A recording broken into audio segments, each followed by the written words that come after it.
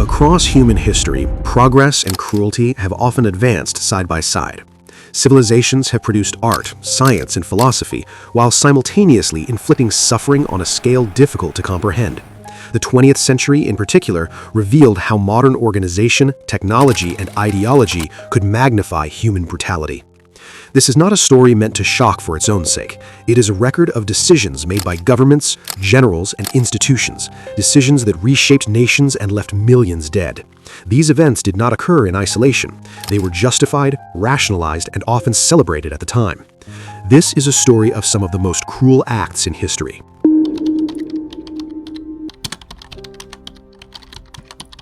In the early 20th century, Imperial Japan emerged as a rising military power. Driven by nationalism, industrial ambition, and a belief in racial superiority, Japan sought to dominate East Asia. China, politically fragmented and militarily weakened, became its primary target. Japan's invasion of China began in earnest in 1937. What followed was not merely a war of conquest, but a campaign marked by extreme violence against civilians. The most infamous episode occurred in the city of Nanjing, then the capital of China. After capturing the city, Japanese troops unleashed weeks of mass killings, rape, and destruction. Soldiers executed prisoners of war and civilians alike. Women and children were not spared. Entire neighborhoods were burned. Conservative estimates place the death toll at over 200,000 people. The violence was not spontaneous, it was tolerated and in many cases encouraged by military leadership. Dehumanization of the Chinese population had been embedded in training and propaganda. Civilians were viewed not as people, but as obstacles. Beyond Nanjing, Japanese forces employed biological warfare, forced labor, and human experimentation. Unit 731 conducted medical experiments on living prisoners, including dissections without anesthesia. These acts were carried out in the name of scientific advancement and military necessity. China would endure 8 years of occupation and devastation. Tens of millions would die from violence, famine, and displacement. The scars of this conflict remain deeply embedded in Chinese national memory.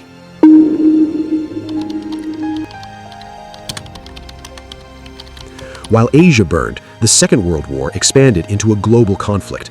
By 1945, Japan stood isolated but unyielding. Despite catastrophic losses, its leadership refused unconditional surrender. The United States faced a grim calculation. American military planners believed that invading the Japanese mainland would result in enormous casualties on both sides.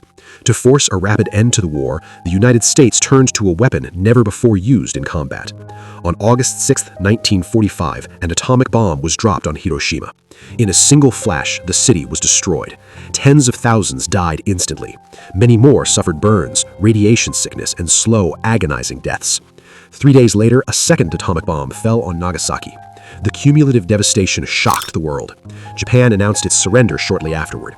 Supporters of the decision argued that the bombing saved lives by preventing a prolonged invasion. Critics argued that civilian populations were deliberately targeted with a weapon of indiscriminate destruction. The ethical debate continues decades later. The atomic bomb introduced a new era.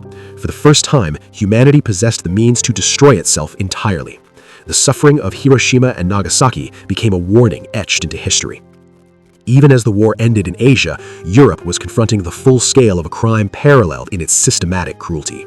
The Holocaust was not a byproduct of war, it was its own objective.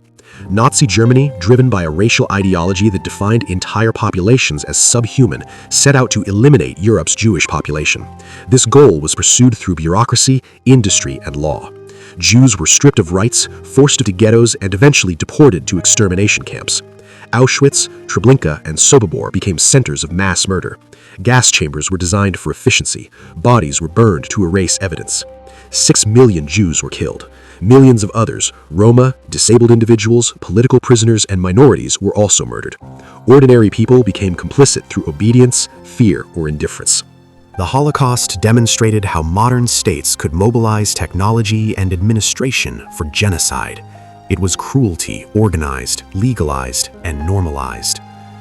As the world grappled with these horrors, another chapter of suffering had already unfolded in the previous century, one that reshaped global power dynamics.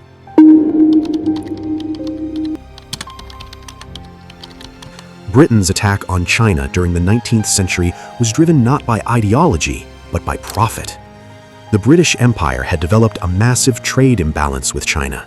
Chinese goods flowed west, while Britain struggled to find exports China would accept. The solution was opium. British merchants smuggled opium into China on an industrial scale, despite Chinese laws banning it. Addiction spread rapidly. Social stability eroded.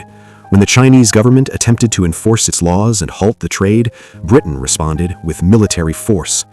The Opium Wars were not fought to defend freedom or security, they were fought to protect narcotics trafficking. British gunboats bombarded Chinese ports. Modern weaponry overwhelmed Chinese defenses. China was forced to sign unequal treaties. Hong Kong was ceded. Foreign powers gained control over ports and trade. Millions suffered from addiction and economic collapse. The wars marked the beginning of what China would later call the century of humiliation.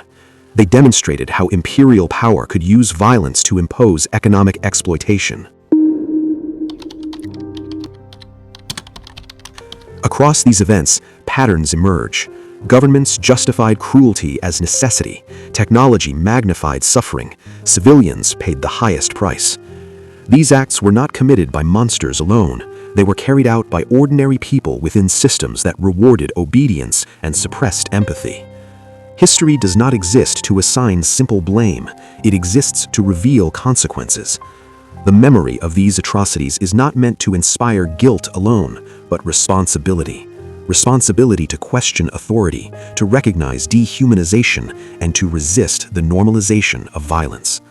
Cruelty is not inevitable. It is constructed, justified, and repeated when unchallenged. The past cannot be undone, but understanding it remains the most powerful defense against repeating it. This was not a story of nations. It was a story of choices.